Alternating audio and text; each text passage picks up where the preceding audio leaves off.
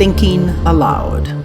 Conversations on the leading edge of knowledge and discovery with parapsychologist Jeffrey Mishlove. Hello and welcome. I'm Jeffrey Mishlove. Today we are going to explore psychic reading and remote viewing, two different parapsychological practices. With me is Deborah Lynn Katz, who is uniquely qualified to discuss both of these areas. She twice was the recipient of the Warcolier Award given by the International Remote Viewing Association for an outstanding research proposal. She is a researcher, but she's also a psychic reader. She is the author of 3 books, including You Are Psychic, The Art of Clairvoyant Reading and Healing, Extraordinary Psychic, and Freeing the Genie Within. She is the director of the International School of Clairvoyance. Welcome, Deborah. Thank you. It's a pleasure to be here. It's a pleasure to be with you also. You are uniquely qualified to talk about the distinctions between psychic reading and remote viewing. They have two very different histories, I suppose, and as we were discussing earlier, for the most part, separate communities of people engaged in these areas. Yes, definitely. As you know, years ago, about 18 years ago, I studied at the Berkeley Psychic Institute, and I know you're familiar with the founder, Louis Bostwick. Yes. And you were doing your dissertation at the time when Louis was first developing his programs. And now there's thousands of people that have gone through these programs. And so on that end, that has to do with using your psychic abilities to read and heal people. And on the other end of the spectrum of psychic work is remote viewing and scientifically controlling the way that psychic abilities are used and researching it. Two very different approaches. Yeah. Well, people who are psychic readers are there to offer spiritual guidance to a large degree, wouldn't you say? Yes, very much so. I think of it as really counseling, psychic counseling, and helping people with all sorts of different psychological issues, personal issues. And so psychic reading, or the lineage of clairvoyant reading I come from, is really there to help people get in touch with themselves. Sometimes it has to do with mediumship, getting in touch with other spirits or beings, relationship issues. But the way it's done is more from a verbal tradition, where two people would sit together. They may be over the phone, and they understand they're coming together to work together. And so it's a verbal practice, and it's not writing anything down. There's nobody keeping track of everything that's said and verifying it. You might tape record a session, though. Yes, the sessions could be recorded. Meanwhile, on the remote viewing end, the focus a lot more is not so much on one person connecting with another, but it's more using your psychic abilities, say, to find things or to describe locations or describe photographs. And traditionally, that methodology has been a written methodology. Well, that's not exactly true. There's one camp where they write everything down, another where they go into a deeper trance-like state, and then they will record the session, but usually there's a monitor leading the person through their session. And so in that case, because they're looking at more things in the physical environment, it's a lot easier to get confirmation and verification. And so it's just really a matter of what are you using these things for. But the cool thing is that depending on your approach, that produces different results, and a lot of people don't realize that. Now, remote viewing was really developed in the context of a military intelligence program, and the early remote viewers, many of them were people who never thought of themselves as psychic at all. They were soldiers, often recruited from the Army and told that, we think you have this skill, and go through these procedures, and they discovered it would work. Whereas people drawn to become psychic readers typically feel that they have a gift in this area, that moves them in this direction. Well, that was typically true, except in the when I went to clairvoyant training school. Well, I knew that I had had psychic experiences, spontaneous ones, all my life because I have an identical twin sister, and we would have a lot of telepathic experiences going on. But I had no idea how to control my abilities. If someone, in fact, I once had someone tell me, a psychic, that someday I would be doing work like her, and I thought, well, she must be a fraud because, I mean, I would never know how to, tell someone something about themselves. But I was so fascinated in it, and when I heard that there was a class where you could learn, I just jumped right in, and immediately I discovered that, yes, I had the ability to see images. It took me a few months before I really started to know what they meant or, feel like I had some control over it. But I realized that this wasn't just about me. There were dozens, hundreds of people really around me that were able to do this as well, but not because they were born with it. It was because they went through a systematic training program. And this is true of both the people in the clairvoyant schools, but it was also true of many of those that went through either the military programs or, as you know, you work at the Stanford Research Institute? I did, yes. I did my first remote viewing in 1976 at SRI International, which was funded at the time by the CIA to develop remote viewing. But in both cases, there exist multiple locations where you can get very extensive training. Yes, there's many teachers out there, and some, their training is more systematic than others, but in both areas you can get training, and I offer training as well in both areas. And you've taken training in both areas. Oh, yes. Extensively. Yes, I've been studying just every single psychic modality I could find, from controlled remote viewing, extended remote viewing, clairvoyant reading, scientific remote viewing. I really feel that this work is a lifelong practice. And the more people we study with, the more techniques we learn. Not only do we get better and better, but our different abilities can emerge through different techniques and different practices. And a lot of people, this isn't something that most people are. I mean, we're all born with this. We're all, I believe, being psychic all the time. We just don't recognize that's what's happening. So much of our feelings and our thinking is coming from sources outside of ourselves. But until people learn what to do, when you went to SRI, had you ever done psychic work before? Did you really know what you could do? Well, in truth, I was already a graduate student in parapsychology, and I had had many psychic experiences prior to that, but I'd never considered myself a person who could do it at will. And so what did they have you do so that you found out that you could do it at will? Well, a simple remote viewing exercise. In fact, only a few weeks ago, I had Elizabeth Rauscher here, who was the scientist at SRI, who was the outbound experimenter in my first remote viewing exercise, and we actually talked about it in some detail on another program. But I was able to draw a very accurate picture of the target.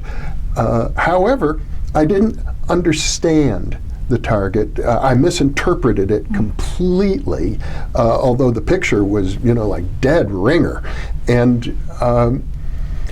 the thing is, for me, as I look back now, that was 40 years ago. I'm not sure I ever got any better than that over the years. And I've been through umpteen different kinds of training programs, and the people at SRI used to say something similar, that we don't need to train people, we just tell them what to do and they do it. Well, they tell them what to do, but most people don't have someone standing there guiding them. Yeah. For example, let's say did they have you describing a photo or a location? It was a real location where a real person was there, and I began describing, they were cold and they were shivering, so I was picking up on that, and there were flowers, yellow and purple flowers nearby the target, and I saw those, and then I drew a perfect image of the target that I then totally misinterpreted when I described what I was drawing.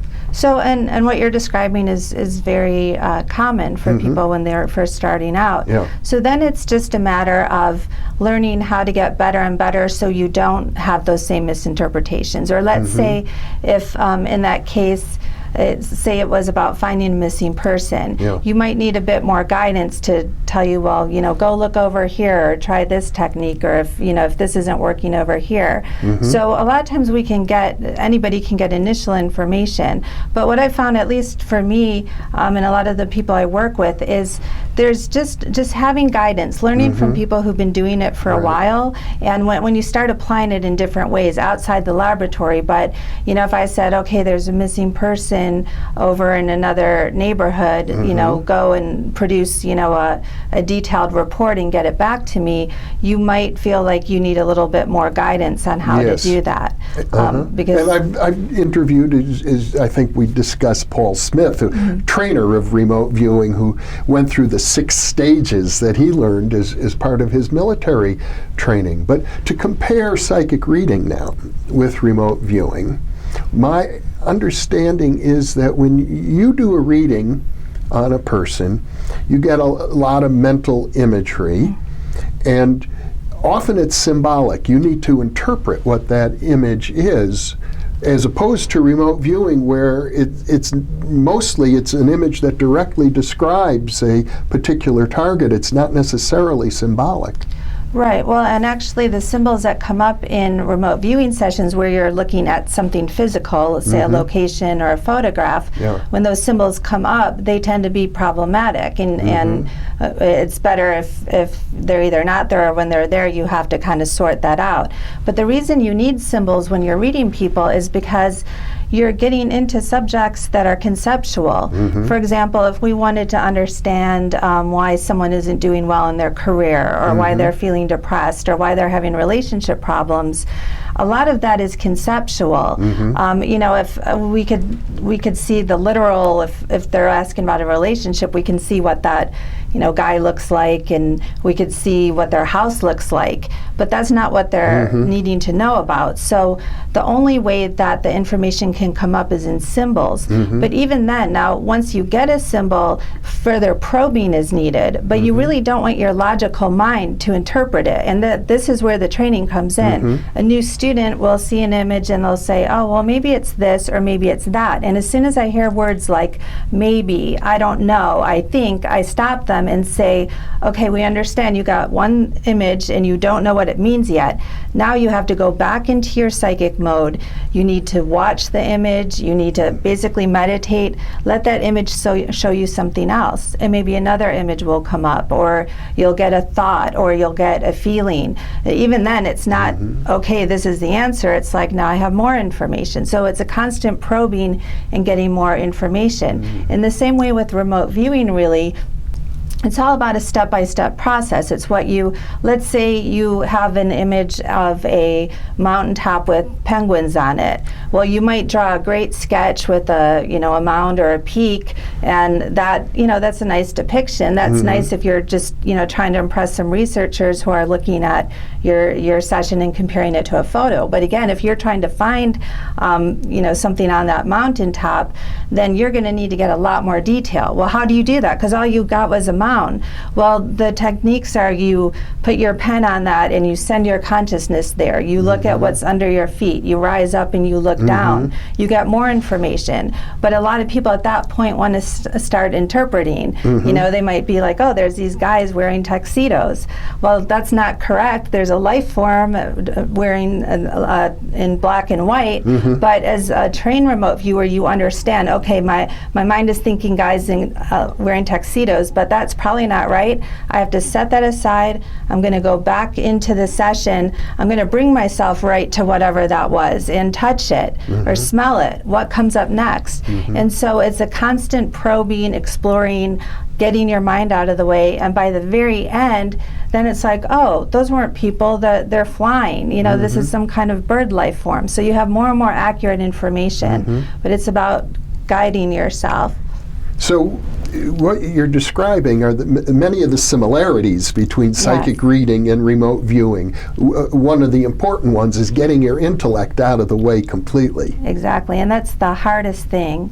You know, it is because we're taught from the time we grow up, but you know, we're taught to take our feelings. We're babies and we're crying, we're upset, and the first thing our parents do is try to teach us words and saying, well, why are you upset? You know, what's going on? They want to bring everything to the intellect. So our intellect is what's, and especially when it comes to now the remote viewing end of things, and you know, the people that when at SRI you had these great thinkers. I mean, people that whose minds couldn't be scientists. You know, and they're teaching psychic work and studying it, and then you've got these military people that, you know, are men with not only great minds but really big egos, and you put that all together, and so that lineage of psychic work is going to develop in a certain way with a certain language. You know, we were talking about they don't like to call themselves psychics, and it starts to get confusing because they're saying, well, we're not being psychic here. They get embarrassed by that term. Because there's been negative connotations, or not even negative, but you know, they look at people in the spiritual realm who are talking about spirit guides and crystals and stuff like that, and they don't want to have anything to do with it. But unfortunately, it gets very confusing to both ends because they're using different words that they you know, don't understand. I mean, on the remote viewing end, you know, the terms anomalous cognition, you know, non-local perception. What do these words mean to people on the other end of the spectrum who've never heard those words? We're thinking about chakras and auras and reincarnation, past lives, and spirit guides. Yeah, and you know, some of it is, again, what is the focus? The focus is, on one end is exploring the universe and spirituality, and not that remote viewers are very interested in the universe, and any of them who you talk to, even the military guys you talk to for a while, and it becomes apparent that doing that work really did change them on a deep level, and they do tap into deeper spiritual work, but a lot of them won't talk about those experiences because they're already fighting for legitimacy within the field. Well, as a psychic reader, you kind of merge in a way with the person you're reading, don't you? Well, actually, many people do, but the lineage of the Louis Bostwick's work, one of the things that it sets apart from other work is that you're taught how to not merge. And you're taught to have a space in between yourself, to be aware of where you are, the person you're reading you are, and you're taught you don't have to merge. In fact, when you merge, it's more emotional, and when any emotion can be distracting. Now, in remote viewing, actually, I've found there's more of a merging that occurs, at least for me, because when you're remote viewing, you're actually sending yourself. While remote viewers don't talk in terms of out-of-body or out-of-body travel, they talk about maybe bringing your consciousness to the location. My sense of it is that I am going there and I am merging, and I've actually gone to a location, or at least, you know, again, it's through intent and imagination, so I'm imagining I'm going to that location.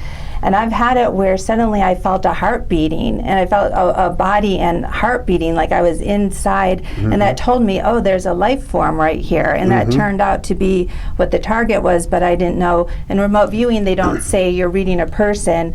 A lot of times they'll just give you a target number, a random number, so you don't know.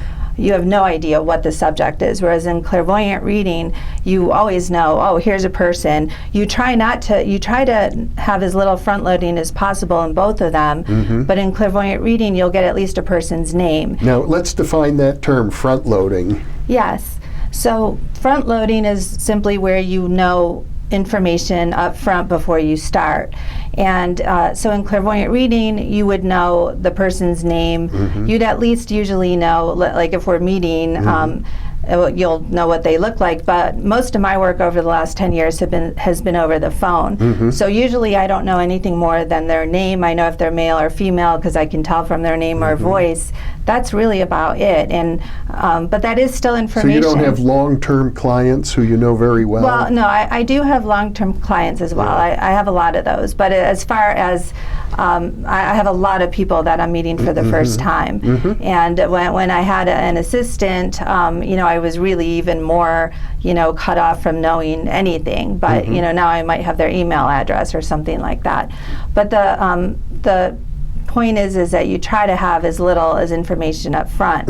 Now with clairvoyant reading, again, because we're not trying to, this isn't for research, we're not trying to prove anything, we're trying to help people, we don't have to be as worried about that. When it comes to research, you want to have as little information up front as possible, which in research terms is being blind to the subject. But the idea of front-loading, I think, is to keep the intellect out of it, because if you have a little bit of information, your intellect's going to try and mine that information. Right. It can mislead you. For example, if someone comes to you and they say, and I've had this happen, I tell people, tell me as little as possible about what you're, say, looking for. If someone comes up to you and says, I lost my diamond ring, I want you to find it, and I think it might be in the kitchen, but then the last time I saw it in the bathroom, forget about it.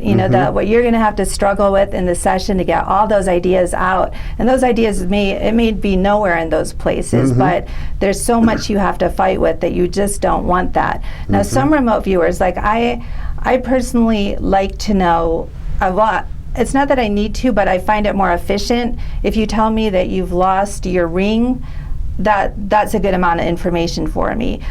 Joe McMoneagle, who was a longtime viewer in the military, he doesn't even want to know that. And he works with his wife, and people contact her. She will write up a target number. He'll do the session. And then, let's say in the case of a missing ring, if his session produces information about a ring, then he knows he's on the right track. And then he'll go back in and retask himself, do another session, and this time it'll focus on the location. But for me, I've just found like I don't have a problem working with at least knowing it's a ring, or this person has gone missing, and just having a first name or something like that. I find it helpful. But the other reason you might want to know some front loading is, for example, my approach to working with a location is different than my approach to working with a single object, or my approach with if a researcher wants me to describe a photo as opposed to someone searching for a missing person. I might take 10 minutes to describe a photo. For a missing person, I might take 8 hours, or I might do several sessions during the course of a week. So I'm knowing a little bit just helps me pull out of my tool bag what I want to use for that, and how in depth I'm going to go.